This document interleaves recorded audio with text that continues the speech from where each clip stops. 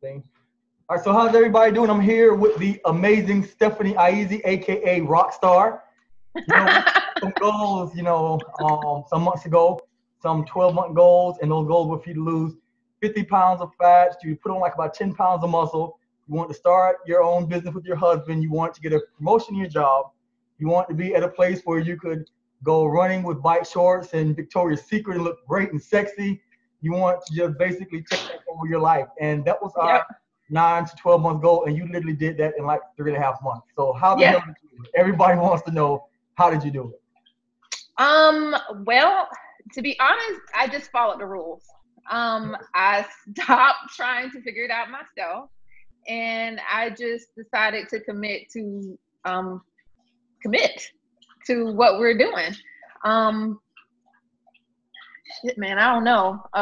It's kind of crazy because when I really sit down and think about it, it was one day at a time, honestly. It wasn't, I didn't really have the forethought to kind of keep it going ahead of time. It was just one day. Today is today, and that was all I could focus on. That was literally all I could do. And it works. So That's if all I I can would have say. told you, 4 months ago, like that on that first call, that this was going to be the life that you were going to really have, how would you have felt? Yeah. Would you have really believed that that would have been possible in that short amount No, of time? and no, I actually said the words, but I cannot say I actually believed them. I felt like I was just winging in a prayer in it and just really, really hopeful that it would happen.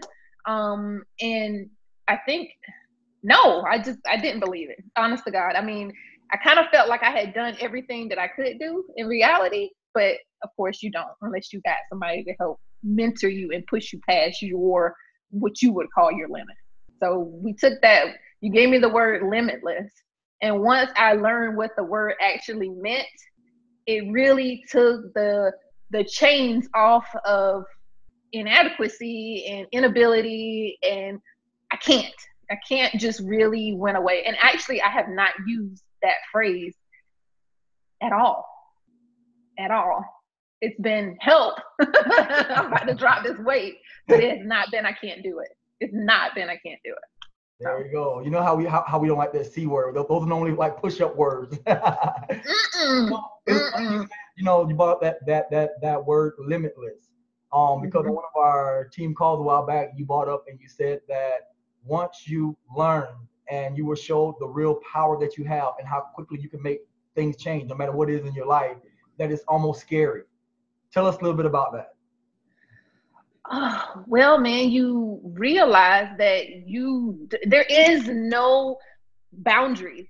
There is no endpoint. There's no real bookends.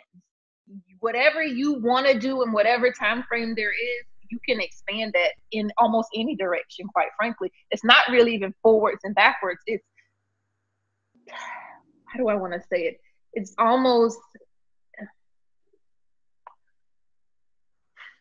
Transcending. it is.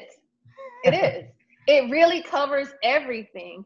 And once I understood what the word limitless means, I swear to goodness, it applied to every single thing I was doing at that point. It applied to my work life. It applied to my relationships. It applied to my fitness and my health. It really covered every single aspect of my life. Just that one word, just taking the shackles off of I can't or I won't or I'm not able to. All that vanished when I realized that that was true, and it's the truth. And it's another thing, when you said, with your relationship, when we first spoke, you were at a point where you weren't feeling very confident in yourself and feeling, Mm-hmm. confident in who Stephanie was. And you Mm-hmm. said you even feel like it's taking a hit on your relationship. But now, like I see Yeah, you and Charlie like on Facebook all the time, and you're like this amazing power couple. Like, so it at what is. point did it like switch like that? The first month, it was not like that. Around the second month, about 6 weeks in, um, Charlie stopped telling me to stop complaining. He was very blunt. And he was like, if you're going to complain about it, then you're not going to get what you want. He held me accountable. He did not let me cop out in any way. And that just, he felt like I could do more than I thought I could do. And once I really felt that. And then I didn't want to disappoint him, for one thing. I mean, he was getting up at 3 a.m. to go to the gym with me and work out for an hour, hour and a half some mornings. And if he could get up and support me doing that, at least I can do it, give it my all while we're there. So that's just, it worked out. I don't know. Yeah, and then you set some other goals, like activity goals. Like you said, you want to be able to do stand-up paddleboarding with Charlie. Tell me about that, how it felt to actually be able to do something that you were oh my God, I really want to be able to do one day. I've been wanting to paddleboard for years. That was something that I just figured I would like to always do, but I never really thought I was going to do it. It was just kind of one of those pipe dreams, like, I want to go skydiving one day. Like, you just say these things. But I really wanted to do it. And Charlie totally supported me yet again. And we went for it, and it was phenomenal. It was like no other experience I've ever had in my life. It was liberating. That board is huge. I mean, it's huge and it's heavy. So if I had been at the state I was in before this program, it wouldn't have happened, first of all, because I wouldn't have been able to carry that board a half a mile down the beach, get it in the water, climb on top of it, and get up. How was I going to be able to do all that if I didn't have the strength, and if I didn't think that I was limitless? Because those limitations would have kept me from standing up on that board. And even going to the ocean, I went to the ocean. I didn't go to a pond. I went to the ocean. The hardest place to learn to do it is where we chose to go do it. And then I didn't even tell you, we went kayaking on Sundays, me and my girlfriend. Really? Went kayak. That was another thing on my bucket list. Exactly. One of the girls, she wanted to go, and I was like, okay, let's go. I got sick, so it's probably not my sport. I don't think I'm a water baby. I think I'm on land. I think I'm a land sort of person. But it was on my list. And again, the upper body strength that it takes to paddle against the current. This tour guide had us going against the current, which was lovely of her. But to do that would not have happened. And I think it was a couple miles that we wound up going in that kayak on Sunday. So broke through all of those limits and now I'm looking back at it like, okay, she did that too. Next. So now that you're seeing that you are limitless, and you're seeing that limits are broken left, right? Like, even, you guys started your own business, you got a promotion, your own career. There's something you said, like, the very first call, you like, I want to get this promotion. And, we put you put the words together, you put them out there. And that happened, like, how long did it take for you when you got that promotion? After the time we first said you want to get it to the time that actually happened? Well, I actually was offered the position in May. We lost a couple nurses, so I couldn't transition yet.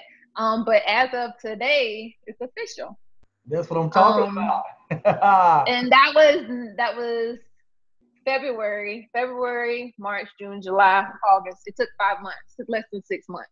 That's what I'm talking about. And the excellence that I enlisted from this program was the excellence that I applied in my career. And that's what did it, because I started working at the level of excellence. And that's what people want to see when you're talking about moving into management and leadership and guiding people and providing a role model. So they want you to already be excellent. And that's what I acquired doing this program, is just becoming excellent. Yeah, and there's one thing about you that I see, how you said, like the excellence that you've applied. I see it every day. Like, in your posts, I see it, in your videos, I see that excellence, always, like, you're striving for better, always trying to be better today than you were before. That next level of yourself, you basically surrendered to being that next level of evolution of Stephanie. It's like, I see you always grabbing for that excellence, grabbing for that next level. What's going to put me here? What's going to put me on the next level? And until you get to a point where you surrender to that, you stay stuck. But I see with you, you've like surrendered to it, and you're like skyrocketing every day. Yeah. Running. I wasn't running before. Now I can run 30 minutes straight. Whole 30 minutes, I can run it. Now my knees hurt, but I can do it. Well, we talked about those getting older things. Yes, we did. Yep. I'm going to get some rollerblades. I'm going to try that out. Getting more graceful. Yes, graceful and wise. I want to ask another question too, because you're a mother, and I remember when you came into the program, one thing that you talked about your daughter and your relationship, and you wanted to be a very good influence on her, and you wanted to be able to say, I did it. Like, how does that feel now to be in that place to say, you know what, I did it? Dude, I hadn't even talked to you about this. Sydney is running track. What? My daughter is running track. She is not physically active at all. She came to me the first school started here about a week ago. And she said, well, my friends are running track and I think I want to try it. And I ran track in high school and I said, okay, go for it. See if you like it. And she started, she's like, Mommy, it's really hard. And I was like, it is hard.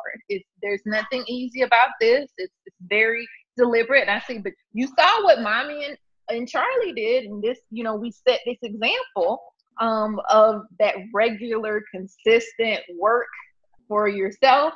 And she's applying it. It's pretty freaking dope.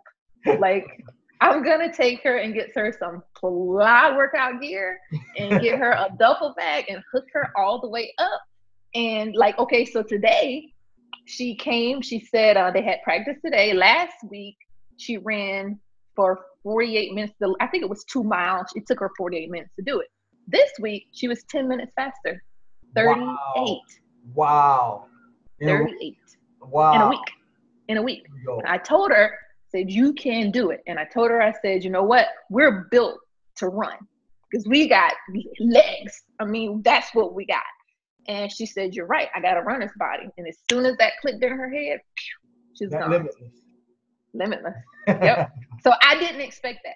All I really wanted was I wanted her to appreciate her body for what it is and not abuse it. That was really all I wanted. I did not expect her to pick up track. And tennis too. Wow. Bought a tennis. She played tennis over the summer and she wants to play tennis in the fall, in the spring. There we go. So that changed everything for her too.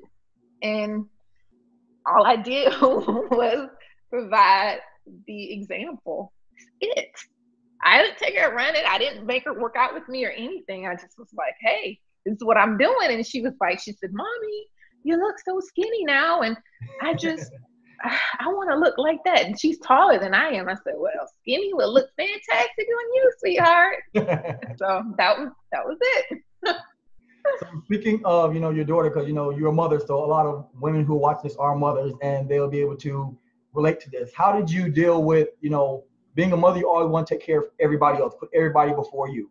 How did you deal with, hey, now I'm actually going to be taking money that I could use on my child to invest in my health so that way I can be here for them? How did you deal with that? How did you come to realization with that? Because a lot of mothers are like, I don't want to, invest on myself time or money because I need to provide for my child. How did you distinguish that this is for you and your child? How did you do that? Well, I heard something about the word selfish. And the actual meaning of selfish is to care for yourself more than anything else. And again, with the understanding of the actual word, I understood that in order to take care of everything around me, I had to be selfish. I had to selfishly care for myself. I had to be selfish enough to go to bed instead of staying up watching TV with everyone because I was getting up early. I had to be so selfish that I had a meal plan that everybody had to follow. And as far as the money was concerned, as far as I'm concerned, the money is spent either way. Either the money is spent on your health either way. So either you can spend it on being well or you can spend it on being sick, but you're going to spend the money. It really doesn't matter. The money is irrelevant, quite frankly. It doesn't really matter. Those dollars will be spent either in medication and doctor's visits or gym and training and nutrition. So the money's gone. The money is not the thing that should hold you back because you're going to spend the money either way. It doesn't really matter. So just reconciling the fact who I am, how important I am, and how important I am to my family. What can I give to them if I'm not selfish enough to take care of myself? How can I be a provider for them if I can't provide for myself? It's like on the airplane, they tell you put your mask on first. I had to put my oxygen mask on first. And after I put it on, I could think clearly, and then I could provide a little bit more direction because I'm blind or suffocating. how am I going to give you oxygen? You can't. You can't give somebody something you don't already have yourself. All right, that's why we had to talk to you, Stephanie, because like, you know, these last 3 months have been like a whirlwind, just watching you blossom and watching you like, you know, turn to this amazing, like, you know, person who is standing in her own power and just like steadily going up. So what's the next step for you? What's the next big adventure? Well, right now I'm studying to get my certified nephrology's license. So I hope to have that by the end of the year. I'm starting my position. I really want to start a health coaching business. In the future, I'm not sure how to go about doing that at all, but I had to build this part first before I could sell a product to somebody else. Again, that selfishness. So that's my ultimate goal, is to start my own health coaching business. And we know that the way of doing it is first putting it out there, putting those words out there, putting those words out there, then putting the plan of action behind it, and nothing's out of your reach. Right, limitless. That's it. Maybe that's the name of my company. Limitless. You know what? I'm actually going to title that "Limitless" with Stephanie. All right, well, I really appreciate, you know, you taking this time, you know, to talk with us, you know, and let these other ladies know that, you know, that there's hope. They can change no matter from where they're at right now today. They can make a decision to take back control of their life. They can make a decision to step forward and be the best version of them, because it's in there. It's all about taking a chance and stepping forward. Yes, absolutely. Absolutely. All right, so thank you, Stephanie, guys. Thank you for coming on and watching this, and I'll talk to you guys again soon.